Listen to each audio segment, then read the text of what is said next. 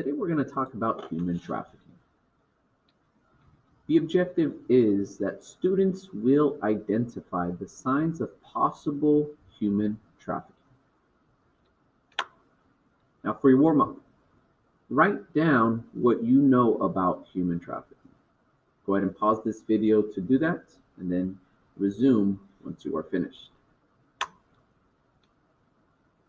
Today, there are well over 40 million people enslaved around the world. Human trafficking is considered a form of modern-day slavery by today's standards. Traffickers use force, fraud, or coercion to control their victims for the single purpose of engaging them in commercial sex trafficking or labor trafficking against their will.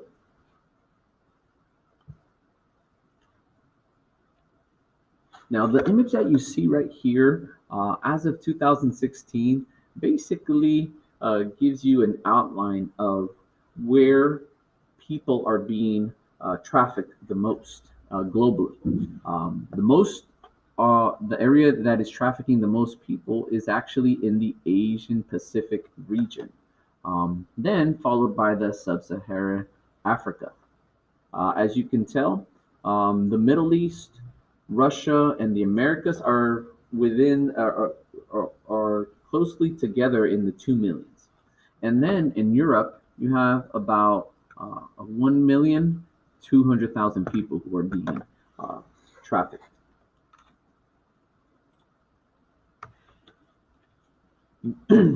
Now, since 2016, human trafficking was the third largest and fastest growing criminal activity in the world. It is only behind counterfeiting and pirating and drug trafficking. It's even become larger than arms dealing or gun trafficking, if you will.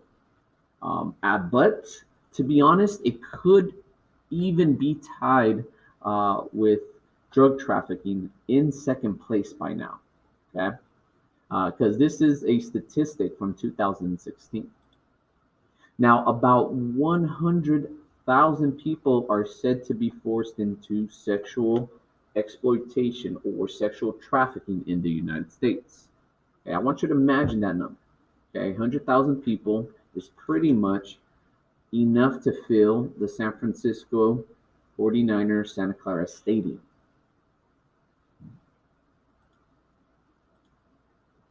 Now we're going to go over some signs of grooming, or also known as recruiting for human trafficking. Now, I don't want you to get confused with the term recruiting, because oftentimes when we hear the term recruiting, we associate it with somebody basically coming out and noticing an individual's talent, and that individual knowingly knows that they're being looked at and analyzed for potentially going to go display their talents in a professional manner. However, when it comes to grooming and recruiting in human trafficking, oftentimes the individual who is being groomed may not even realize it until it might be too late. So I want you to go ahead and make that distinction when we think about the word recruiting. Now, if someone sends money to travel or is telling you that they will send you money to travel, then that can be a clear sign of that you are being recruited. And the main reason why they're sending money to travel is not so you can go on some vacation, even though they might paint it as that, or maybe even a modeling or acting opportunity. The main reason why they're sending money is to get you far away from your home, where you feel comfortable and where you are protected. Sometimes an individual might try to persuade someone to run away from home. This can be done in person if the recruiter, if the trafficker has met with the person. It can be done through various social media platforms. Um, Whenever there is an excessive amount of spending, basically buying clothing and other personal things, um, if the trafficker has connected with someone on social media and is far away, then they might send them money so they can spend all of this on clothing or other personal things. They might just mail them clothing or mail them personal things just to get them to drop their guard down. Now, I have mentioned social media because nowadays there is a lot of trafficking that actually is going on through social media apps that we use, where the traffickers are looking at profiles, they're grooming essentially online, and then they create this false account or this false personality to establish a connection with those that they're looking to recruit. Oftentimes, they'll pretend they are someone who they really are not. Now, another sign that someone might be potentially recruited uh, is that an individual who has an older partner. And we're not talking about, common age difference, like a junior dating a freshman. We're talking about potentially, for example, a sophomore in high school dating a 22-year-old.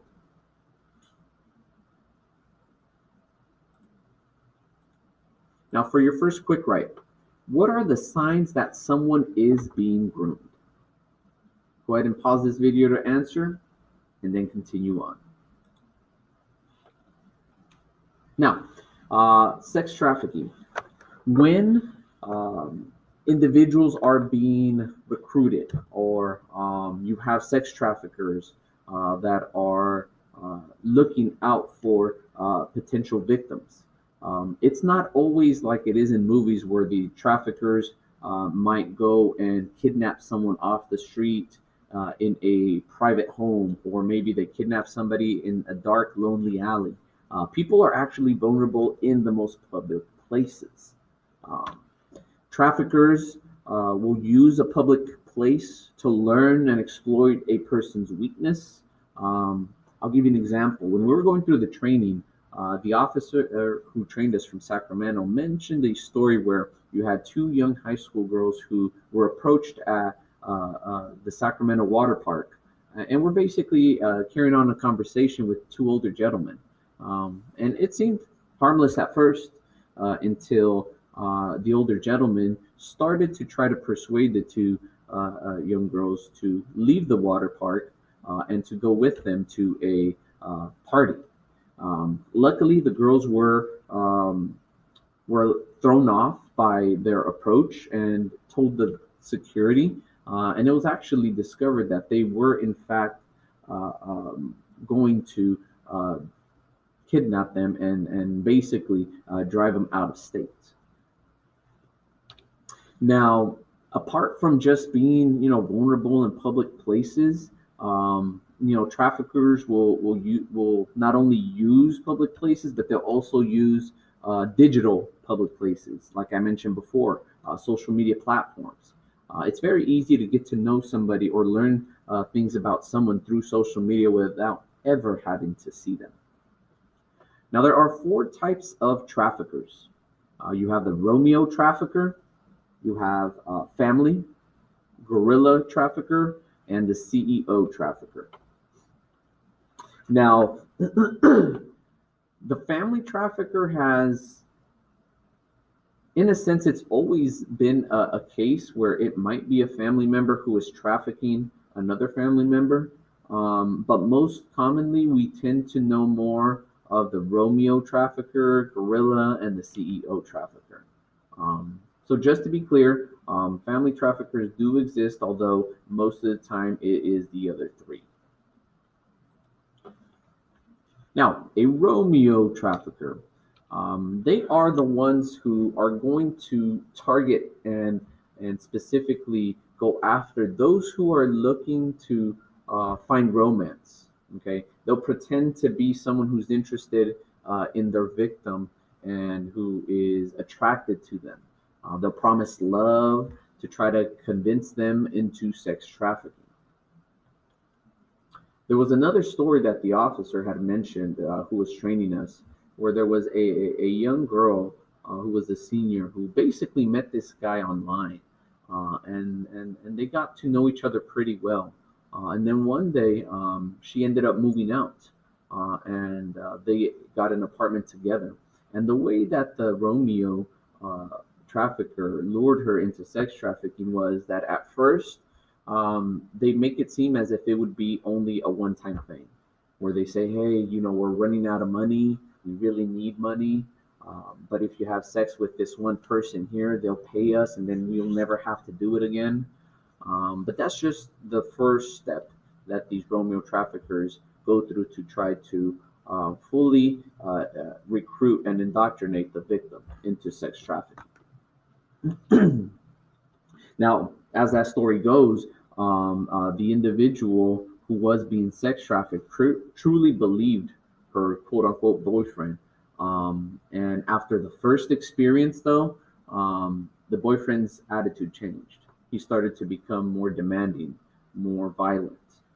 And luckily for her, she was able to run away from her captive. They never caught the individual, as far as we know. Uh, um, Now, in terms of the family trafficker, okay, it is estimated that 41% of any type of child trafficking experiences typically will be facilitated by a family member or a caregiver. Okay, and that's only when it comes to child trafficking. And most of the times we look at that as anybody, under the age of 17. Now, the guerrilla trafficker, they target the unsupervised. They'll target, for example, young kids who have ran away from home, kids that they notice are always by themselves. They'll use intimidation and at times violence to force the victims into sex trafficking. The CEO trafficker typically will target those with aspiring talent. They will target those that are wanting to get a career in the entertainment business as a singer, model, actor. They'll promise them modeling opportunities or any other type of work that brings quick money. And actually, a few years back, I'm not sure if you've ever seen posters, around Merced that say, free summer work for, high school students, make $20 an hour and all this type of stuff. It was actually discovered a few years back that one of these particular posters was actually targeting potential victims for sex trafficking. It was discovered that a student from our very own school district called the number, and it turned out that they were trying to recruit for sex trafficking. So nowadays, I don't see those type of posters or advertisements around town anymore, where they're trying to offer easy, quick money for the summer. But if they do happen to be out there, be very, very careful. Now, when we talk about labor trafficking, again, it's all of these two: sex trafficking, labor trafficking. It's all considered human trafficking. It's all modern day slavery. Um, but with labor trafficking, oftentimes individuals are promised false jobs. They're promised, for example, a nanny for a kid, for a family, a homeschool teacher job, for example. Um, Now, when it comes to labor trafficking, when a trafficker recruits a victim, they'll transport them. They'll pay for their flight into the country. They'll pay for their train up to the trafficker's location, their bus ticket, whatever. And then they'll take all of their documentation. They'll take their ID, their passports, anything that can basically tie them, give them an identity. Now, oftentimes, if there are workers that are recruited from out of the country, okay, they'll use that documentation. They'll use intimidation, saying that they're going to get deported if they don't listen to the trafficker, that they'll call the cops. And since they have all of their documentation, they really don't have any, in their mind, they don't have any other choice. They are forced to work in bad conditions for little pay. Now, one thing to do point out, okay, traffickers can be just about anybody. Okay, there was another example that the same officer who trained us, told us about, where there was a victim that was recruited to be a nanny for a wealthy family up in Elk Grove, and this was actually true. This family was very wealthy, and they did go online in a Peruvian website where they promised to bring them into the country to be a nanny for their family. They promised to go ahead and teach them English so that they can get their citizenship. And when the individual came into the country, this family, or these parents, should I say, basically took all of their documentation, okay, threatened up with deportation, going to jail, and then they basically made this woman clean around the house and basically be a maid. Okay. Now the woman was probably being labor trafficked, and it was just at that house. Okay, maybe for about 3, 4, maybe even 5 months, according to the story. And then apparently, one of the days when she was taking the children to school, another parent noticed that she kept wearing the same clothing, and that the clothing over time got dirtier and it got worn out. And it was for that parent, raised suspicion and ended up calling the cops. And that's the way that this individual was actually rescued from labor trafficking. Now, the wealthy couple in question, they went to jail, they served their time, um, and I believe they were able to get the victim back home. Now, signs that a person is being trafficked. Okay, we went over a few in regards to sex trafficking. Okay, but here are a couple of others. They are in a controlling relationship. Okay, maybe their partner is a lot older, but they're constantly being controlled, being monitored. If an individual displays very tense, anxious behavior, fearful behavior, then that could be a potential sign that they're being trafficked. And what's sad is that oftentimes a lot of victims are treated as property. And that means that they are branded, oftentimes with tattoos.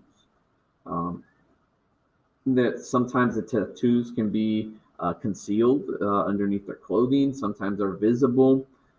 The officer who trained us mentioned that they've seen tattoos like barcodes in the back of their victims' neck. Sometimes they would have like those lips tattooed on the side of their neck. Oftentimes, it could be words like money. It can be symbols like the money sign. Now, it's pretty sick to kind of really really think about how these traffickers treat their victims as property by tattooing them on purpose, so that they know they belong to a certain trafficker. Now, this is an example. This is not the exact poster that I mentioned earlier that, promises earning online money fast with no commitment, no work. But it's just an example of how sometimes traffickers use media and posters and things like that to try to recruit. Now, if an individual if you know of an individual who is working extremely long hours, and oftentimes, it's you're not sure if they're getting paid for it. If they're absent often from school, oftentimes tired, this could potentially be a sign of labor trafficking. Now, for your closure, I want you to answer the 3 questions you see here in the 3 spaces you have in your notes. About how many people are enslaved around the world? How many people are forced into sexual exploitation in the US? And then lastly, what are the 4 types of sex traffickers? Go ahead and answer these questions. And then once you're done, go ahead and open up the quizzes that is also on Google Classroom that is on human trafficking and sexual harassment, and work on that until the end of the class period.